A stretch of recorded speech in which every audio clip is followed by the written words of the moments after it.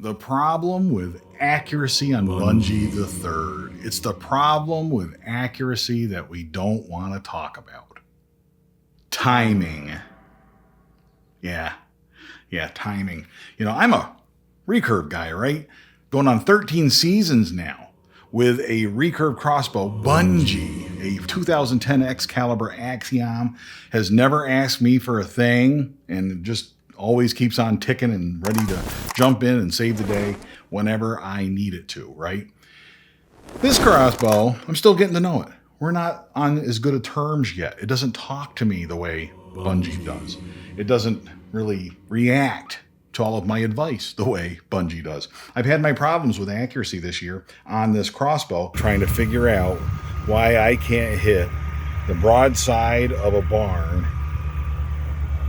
at 40 yards. I didn't even put targets out to 60 yards. What is the deal? It's getting worse. With my wandering shots, that's one little tip, one little heads up that maybe timing is an issue on a crossbow. If you come across those shots where it's not maintaining consistent accuracy, and you've gone through all the tests and changing things like I did in my last video, and it's still wandering, it's time to look at timing. If you're running your crossbow through a chronograph and it's shooting arrows slower than it did before, not keeping the same speed, maybe not getting consistent speed out of the same arrow weight, time to look at timing. Are the measurements from axle to axle changing? Are the timing marks on your cams out of time or not lined up, not where they're supposed to be? Time to look at timing. Another way to check to see if your crossbow is staying in time or not, and it's going to vary from one crossbow to another, but you can take a pencil and sort of make a line on here, one that'll come off easy enough. Maybe use real small pieces of painter's tape, something like that. Put them on your cams so you'll know exactly where the cams are at rest. Then cock the crossbow, pull it back, and see if those cams rotate the same. If one of them rotates more and the marks don't look the same on both sides, there's a good chance that your crossbow's out of time. Okay, great, Rich. You've figured out how to tell if timing is the problem, but how do you go about fixing it? This is not an area of expertise for me, that is for sure. I've never been a compound bow hunter whatsoever, but it's inevitable as I move into more modern crossbows that understanding how the cams work, the cables work, understanding that whole concept is going to be something I'm going to have to tackle at some point. This is not going to be a video showing you how to adjust the timing on a Scorpyd Deathstalker, because I've already adjusted the timing. I've got it right where I want it, and I'm not going to change a thing. But I'm going to show you the steps that I went through. Take the slicker off of here. This is a scope slicker. You can see these on deathbybunjie.com on our gear page. But it's one thing about these, there's no scope rings for the front to keep the dust off them or anything like that. But the scope slicker seems to work pretty nice. If you're curious about the scope, don't let my experience stop you from getting the scope. It wasn't the scope, right? Properly used and installed, this thing works great. Timing was the issue with this crossbow, and that was the reason I was having those wandering shots. And it was just bound to happen after, a second season with it. When you change one thing on a crossbow, it has that ripple effect of changing things elsewhere on the crossbow, elsewhere in your hunting method sometimes. And that definitely was the case here. Some of you pointed out, hey, Rich, you changed your string.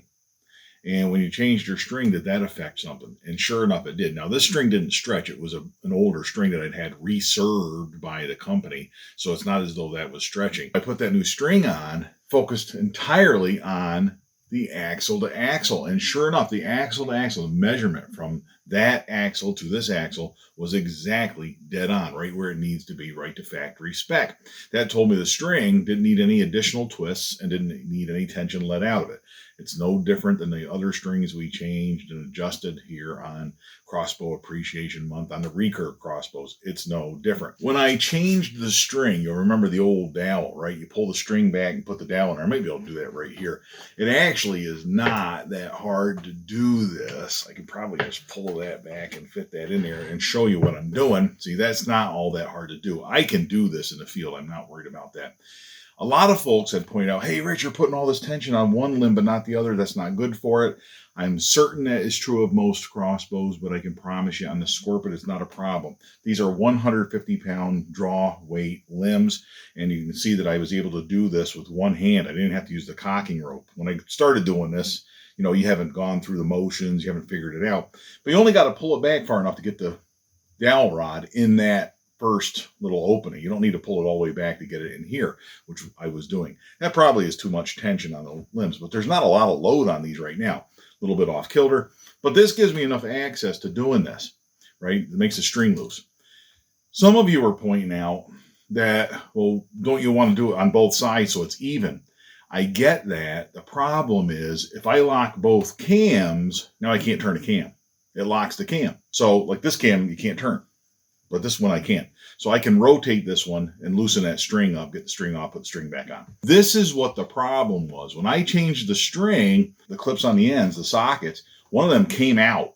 Okay, one of them popped out of the socket, and I guessed and put it back in place, but I probably loosened it a full twist when I put it back in place. So it appeared as though my timing was good enough, but it wasn't good enough. If your timing is off by 1/8 of an inch, it might shoot 20 yards just fine, but you reach out to 60 and that difference really starts to show itself.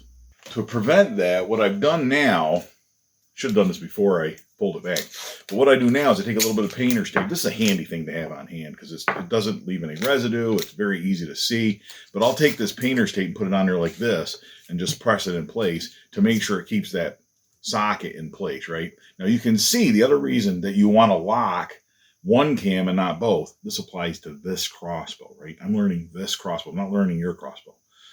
Not every crossbow does this. By locking that cam, this cable is tight, and I can't adjust this cable. But this cable is loose because this cam's not locked, right? So I can now take this cable off, twist it, tighten it up, put it back on. Really, what I should be doing is to keep that socket in place, put the tape on there, right? To keep that socket in place because that's the loose cam. Take care to not let the painter's tape get in the way of your cams and the rotation and all that. But by putting the tape on there, these cables won't pop out of there or anything like that, holds them in place. So I could take this cable off, tighten it, loosen it, put it back on, no problem. If I want to do this, if this cam needs adjustment, because this one's tight, I would have to put the dowel rod in here and then just do the process over here, which I did, right? I ended up in the process going through and adjusting all this stuff and put the new cables on it, right? I got the new cables on it, the black and red cables to match the string, and it turned out perfectly. Now I'm going to go ahead and we're going to reach up there and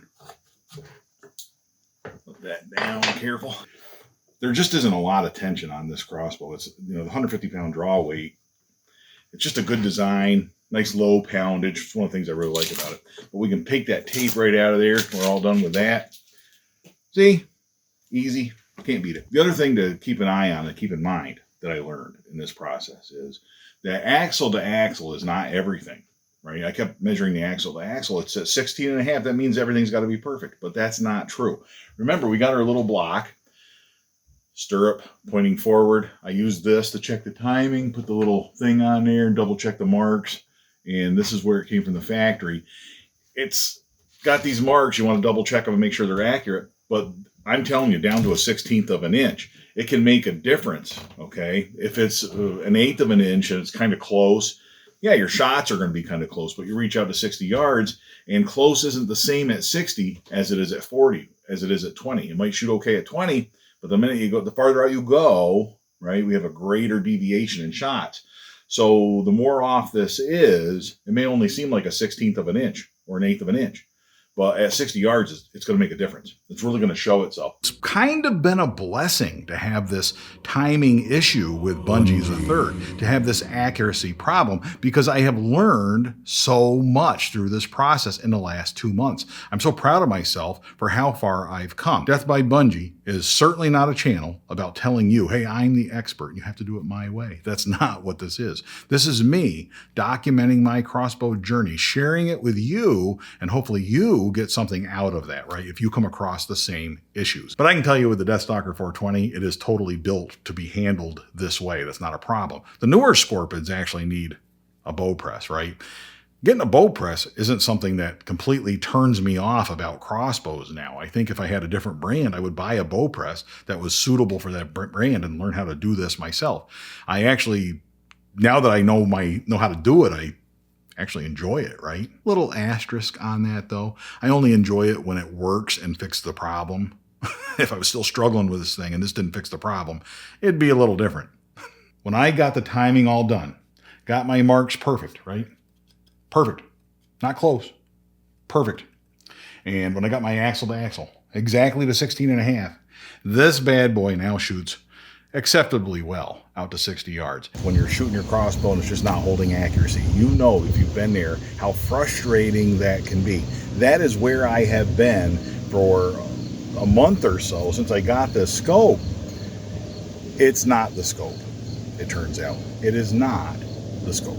But I'm happy to report that I think I have it solved. If you want to look out there now, I'll give you a walkthrough of the shots in the backyard here and let you see how good of shots we're making. So let's take a poke at that deer though and see how we make out. Before he gets away, we want to take a crack at him. And I'm going to use my little Bluetooth remote, kaboom, telling me 54 yards. That should be a layup, right? We'll hit him right up front on that shoulder. How about that? Looks good to me. You can see my 30-yarders. The first shot was over here. That's the guy that was a little bit high. And then I trued to that one. And my next shot, look at that. That's about as good as you're going to get. As good as I'm going to get, that's for sure. 40-yarder. These aren't exactly 40 yards, like 42 yards, whatever it is. But the scope knows the distance because you use the rangefinder feature. But not bad. A little bit high. Not that this is saying much because this is an old chunk target. But check this out. We hit both of them, so I got them doubled up here. They happen about every time. Depends on where you hit the target, but some of these targets, man, I hit them. If I hit it anywhere in here, it's going clear through, so I got the second target as a backup. Not too shabby. There's our boar, the Reinhardt boar, the woodland boar. We got a nice little shot at him, and look at that. A pass-through on a wild boar. You know me and the Bunjie family of crossbows. We like to get pass-throughs on wild boars, don't we? We're always pretty proud of that. That was 49 yards. There's my little red wagon for pulling the targets around. Here's where you got to be careful, these longer distances. The first shot was, these ones are a little bit, like, that was my first shot. It was high, and I trued to that. My next shot was much better in the circle. I decided to take another poke at 60 with this one, and you can see how it's sticking out like that. That shot, I ranged it 62 yards, yep, pulled trigger, but I was using the 20-yard crosshairs, the fixed crosshairs, just out of habit, and it skipped. I am very lucky that this arrow hit the target. Luminox lit. I could find it in another hour or two when it gets dark, but I'm happy to at least still have that arrow. Let's see how we did at the deer. What was that, 52 yards I think we did? Got a poke through on that one. Not a bad shot, right where I was aiming, right up front. That's what we're doing this year, me and Bunjie 3.0. Happily and proudly displaying our trophy. Man, I'm happy with these results. If I can shoot this well in the field, out to 40 yards or whatever, if I can do this good in the backyard at 60, that's all I'm asking for, man. I'm going to be happy. So hopefully you're happy too. And from the 60-yard backyard, all hail Bunjie.